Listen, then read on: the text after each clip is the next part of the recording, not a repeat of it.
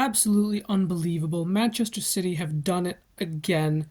They've come back from 1-0 down and they have beaten Manchester United 3-1. I think that was a really crucial game for both teams in terms of their ambitions for the season. Obviously, Man City really going for the Premier League title, Man United trying to get into the top four.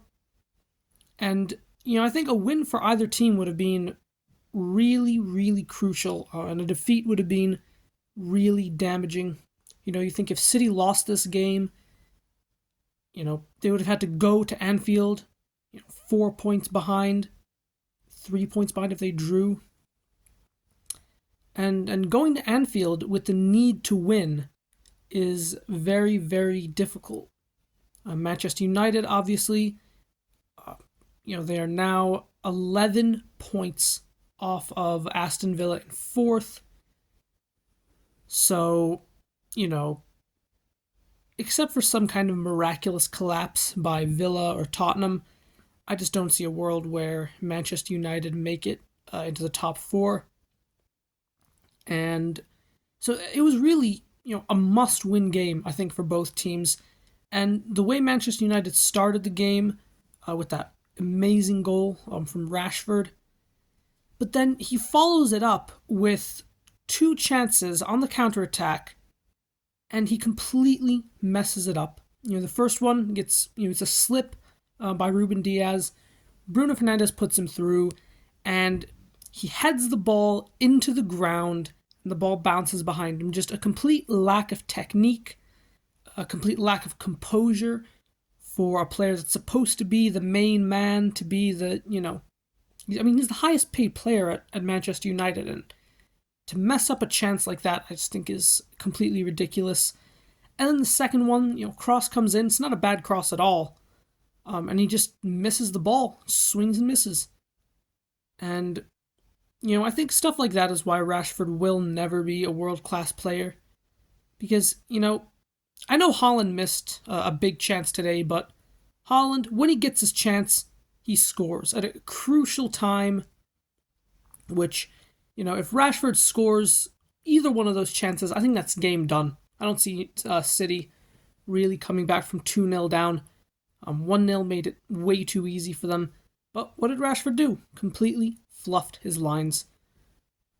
And apart from that, United didn't really offer anything in the game. I thought they defended well in the first half. They defended really well in the first half. But on the ball, they're absolutely atrocious.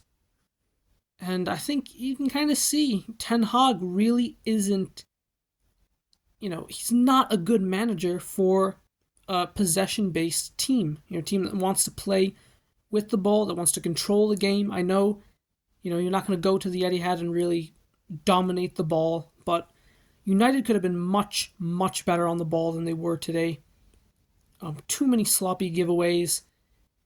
The front line is so static. I mean, the only time they really offered, any sort of movement up front was from long goal kicks to Onana. And I thought Onana had a decent game up until the end when he let in that second goal from Foden, which I just think was not the best goalkeeping.